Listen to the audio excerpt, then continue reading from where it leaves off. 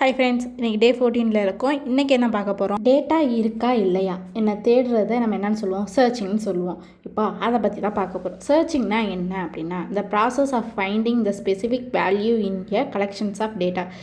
என்னென்னமோ சொல்கிறேன் அப்படின்னு யோசிக்கிறீங்களா? என்னால் புரிஞ்சுக்க முடியுது.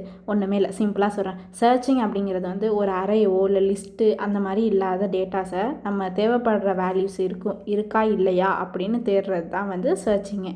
அது அறையவாக தான் இருக்கணும், லிஸ்ட்டாக தான் இருக்கணும், டேட்டா இப்படி தான் இருக்கணும் டேட்டா அப்படின்ட்டு எந்த ஒரு வந்து கண்டிஷன்ஸும் கிடையாது. நமக்கு இருக்கா இல்லையா டேட்டா அதுக்குள்ளே அப்படின்னு நம்ம தேடி கண்டுபிடிக்கிறது தான். ரியல் டைம் எக்ஸாம்பிள் சொன்னால் இன்னும் உங்களுக்கு பெட்டராக புரியும்னு நினைக்கிறேன். இப்போ ஃபோன் நம்பரில் ஒரு காண்டாக்ட் இருக்கா இல்லையான்னு தேடுறோமா, அதுக்கப்புறம் கூகுளில் ஏதாவது ஒரு கொஷின் தேடுறோம், நெட்ஃப்ளிக்ஸில் மூவி தேடுறோம், இதுக்கு பேர் தான் சர்ச்சிங்னு சொல்கிறோம். சர்ச்சிங்கை பொறுத்த வரைக்கும் மெயினாக 2 டைப் இருக்குது, லீனியர் சர்ச், பைனரி சர்ச். அது என்னன்னு இப்போ பார்ப்போம். ஃபஸ்ட்டு லீனியர் சர்ச் அப்படின்னா என்னென்னு பார்ப்போம். அது ரொம்ப சிம்பிள், 1 by 1 செக் பண்ணிக்கிட்டு போகும். இப்போ ஒரு அரே இருக்குதுன்னு வச்சுக்கோங்க, 10, 20, 30, 40ன்னு.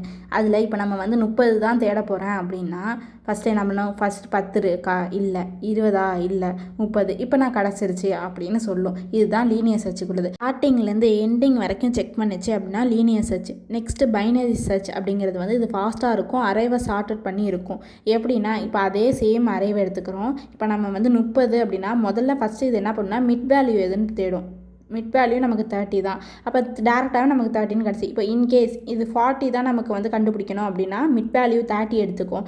இப்போது 40 வந்து 30க்கு முன்னாடி வருமா பின்னாடி வருமானு செக் பண்ணும். பின்னாடி தான் வரும். அப்போ டேரெக்டாக வந்து அடுத்ததை செக் பண்ணி 40 ஃபவுண்டு அப்படின்னு கிடச்சிரும்.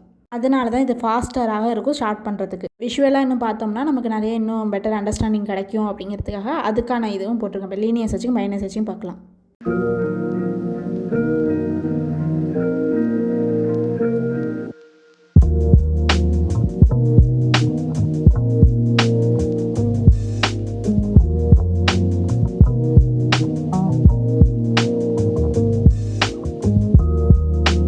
ஐ ஹோப்லி தட் இந்த வீடியோ உங்களுக்கு எல்லாம் புரிஞ்சிருக்கும் அப்படின்னு.